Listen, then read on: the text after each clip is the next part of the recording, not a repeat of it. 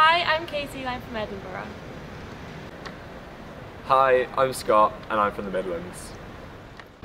Hi, I'm Robbie, I'm from London and we're all first year lawyers at St Catherine's. It's 9:45, it's a Monday morning, we're about to go to lectures. Let's go. Hey, we're just on the way to lectures. I'm just going to grab some breakfast and Smileys, the best sandwich shop in the world, because it's cheap and they do great paninis.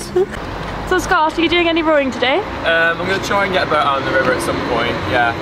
The end of term, like kind of rowing season, finished last week, but we're still doing like some outings here and there. Robbie, what college sport do you do? Yeah, no, I do rugby, which is why I had the rugby dinner last night. We're playing a bit of squash as well, but not really. Not on a competitive level, but it's nice to get some exercise in. Yeah. Do you find plenty of time to do sport as well? Yeah, I mean, obviously the academic side of it is quite a heavy workload, but I mean that's why we're at Cambridge, so got to expect that. But yeah, most people manage to do a couple of other things as well as work. I mean, you'll hopefully see today that our life isn't just about law. Yeah. So how often do we have lectures? Every day. Every day. Not on weekends like some others though, so it's all fine. We're not scientists, so we don't have Saturday morning lectures. No, actually in comparison to some subjects we don't have that much contact time. So we have 2 lectures a day, today, tomorrow and Wednesday. And then on Thursday and Friday we only have 1 lecture a day. First term we had a few more. Yeah, we have it slightly less this term probably because more focus on individual work, but and then next term's the same, we lose even more lectures next term and it goes down to more of a bare schedule. Yeah, because obviously next term is exam term, so scary. Yeah, it's going to be fun. Go. So this morning we have a constitutional lecture and a torts lecture. Constitutional law is about how power is controlled in any country. So like quite political. Yeah, it's about politics, kind of like mixture of politics and like human rights and that sort of thing's really interesting. It talks about laws about civil wrongs, people, things like negligence. Yeah. People hurting each other and but not in a criminal way. So it's like, quite interesting. I mean, you don't know much about that before you come to kind of come to like a law school. Once you're here, you find out that there's so much more than just criminal law. Yeah. Which is quite good to learn about. And it's really interesting as well. So it's good. Yeah. So we've got 2 hours of lectures. You can join us in there. We'll show you a bit of that. They're an hour each, so. Not too bad. Yeah. Don't fall asleep. No. It's good. Should we go?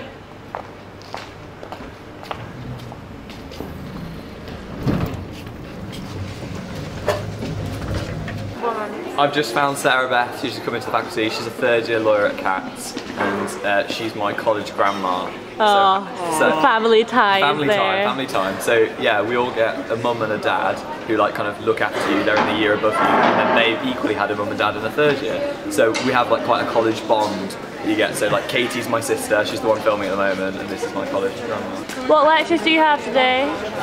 Yeah, we're Labour and EU. Exciting. 3, gosh. That's what happens when you get into 3rd year. In the afternoon. Oh, fine. Great. Thank you for speaking to us. Enjoy. Finally, again on the tone of the article, Baroness Hale, in her speech, returned to this. She said that the Wall Street Journal is not a newspaper with an interest in publishing sensational information. It is a gravely serious paper. Indeed, some might find it seriously dull.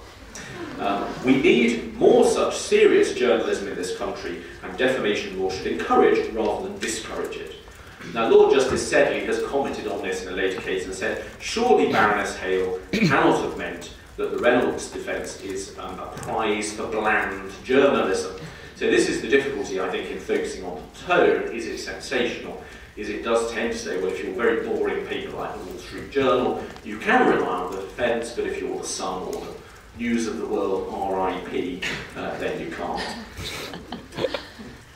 Anyway, Rosemary West argued that hostile, very hostile, pre-trial press coverage had prejudiced the trial. So the newspapers were things like, House of Horrors, the evil couple. So you can imagine they're pretty lurid headlines. Great.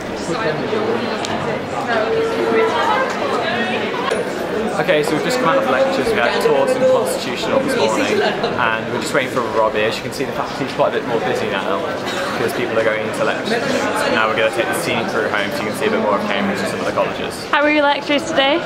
Yeah, they were really good. Our constitutional lecture was really interesting. We were doing about where newspapers are allowed to publish and whether that's contempt of court if they're talking about trials while they're happening. That's really interesting. And in talk we were talking about how you can get damages for defaming someone or libeling someone. So publishing untrue statements about them or saying things that would decrease the reputation of someone. Interesting. And then obviously we were doing about the Millie Dowler trials and about Leveson and all the things that are really relevant at the moment that we hear about in the news every day, and then we come and study it here. So yeah, it's really interesting. So we're about to go inside the Square Law Library. It's a really good place to work. We don't work there as much because college library is so familiar to us, but it's really great if you want a bit of a change of scene. You can generally be quite productive here. It's really light. There's like the whole side of the building is open, so it's really nice. And there's pretty much any book you could ever imagine. Any book you could ever want for law is here.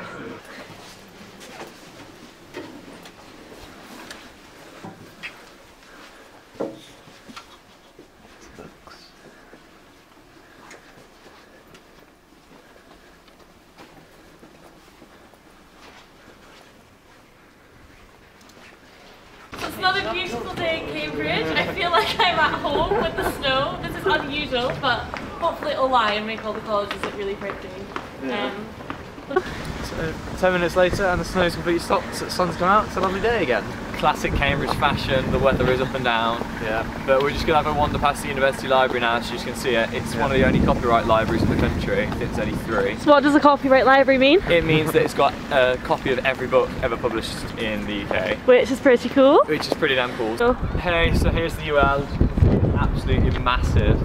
Loads of researchers and academics from around the world come and use this place, so you kind of bump into the strange people that you've seen off the TV doing academic shows. That's quite cool. But yeah, so it's normally really busy, but it's absolutely beautiful inside. A really old, what you kind of think of as a Cambridge library. Yeah. Should we head back to college? Yeah, let's head back to college. Ready? So this is Clare College. Really as you can beautiful. see, it's quite a nice little courtyard. It's really nice to come through different colleges, isn't it? Yeah, it's like you get to see really good architecture and stuff. Here we have probably a group of 6th formers. Big group of 6th formers. And Clare That's one College. thing you definitely need to get used to in Cambridge. Lots of tourists and lots of school groups. There's a thing a lot. Yeah. We do lots of access work, so through colleges you generally get a lot of 6th formers coming around that you get to take for lunch and show place and stuff, which is really nice.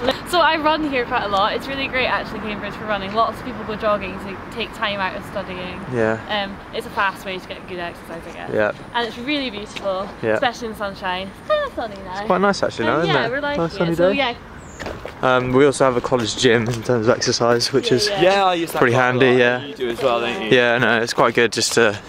I don't know, if you've got a long essay to do or something, you can sort of take half an hour out in the gym and sort of de-stress, which is good. But we'll get there. Most colleges have college gyms. Yeah. So yeah, generally that's a nice place to kind of go for a break in the evening. And here we have the back of King's, which is pretty scenic, especially in the sun. And then Is there any punters out? Yeah, there's one. Oh, there's one up there. There's one up there. There's a punt down there as well. Punting is something that you can get up to in Cambridge. So, bumps. That was smooth. Bumps is like the most famous like rowing saga. So yeah, bumps is basically you have series of 17 boats racing down a course, all at 1.5 boat lengths apart, and the point of it is for you to crash your boat into the person with the boat, the college of the boat in front of you. So, hence the name Bumps. Yeah, so it's over 4 days. Yeah, It's a really good social occasion for everyone else who doesn't row. So the whole college will go down and cheer on their college, which is really fun. Yeah. That's when you see the collegiate sort of. Yeah, the college system's pretty cool. Really good fun. I love walking this way. We should do it more often. Yeah, it's quite nice, isn't it? Here's King's Chapel. Very nice place to live next to. and we're just going to go grab some lunch after lectures in hall, which is what.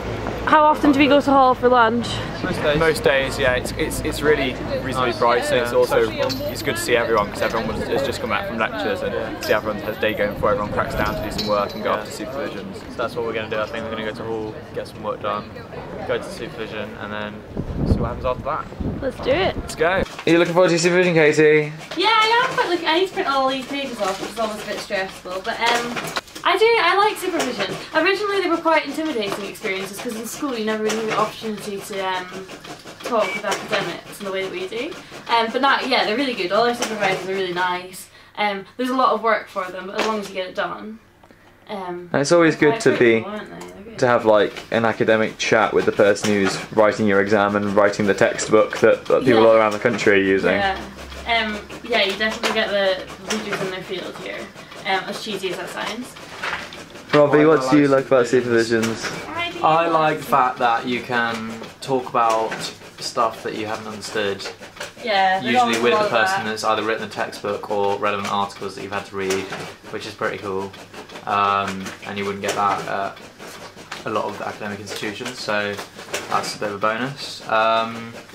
And yeah, just sort of make sure that you've understood that what you've been studying. It is good because it keeps you in check and makes sure that you do the work. It challenges you as well. They always ask really challenging questions. Yeah, usually when you go in, you think you know the topic, and turns out you might have missed something in small, like maybe a small detail. Might be something a bit more big, but either way, they're usually quite understanding if you've done the work. As long as you've done the work, then they will be happy to help. It's cool as well, we get to go to different colleges. Understandably, we get to go to different colleges. Our supervision today is at Jesus College, which is a cycle right away. Now I'm ready. The file is ready. We're ready to talk about criminal law. It's going to be great. Okay, so it's 5 minutes until our supervision. We've cycled to Jesus. We are now here. So we'll make our way to Dr. Stark's room and get on with our supervision. Well, if we just start off then by defining self-defense. So can anyone give me a definition of self-defense in one sentence, please? One sentence. One sentence. The use of reasonable force to defend oneself in circumstances when someone's using force against you. Yeah. So when someone is using force against us, what do we say about our force in return? It has to be reasonable. It has to be reasonable and also necessary. Necessary, absolutely. So if we want to sort of condense that down, we'd say a necessary and proportionate response to a threat. Okay?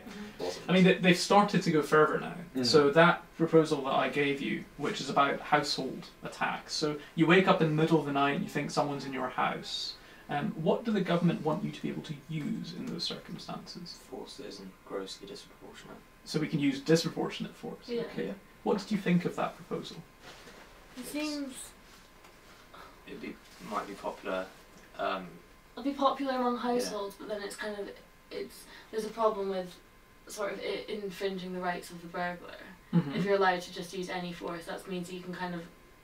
Like, what's to say that you can't sort of kill them if that's not considered grossly, and that's maybe like the issue with the violation of life, kind of the right to life. Okay, so you're thinking of Fiona Leverick's argument there. Okay, so why does she think English self-defence law is incompatible with Article 2 of the European Convention on Human Rights? Yep. So we just had our supervision with Dr. Stark. How did it go? Yeah, it was good actually. Really well. Clarified quite a lot of things, I think. Yeah, I thought so. Some shops, Heifers, it's the bookshop that we all get our books from at the start of term. As you can see, the streets are quite narrow and they're also really busy here on the weekends and stuff. It's quite nice.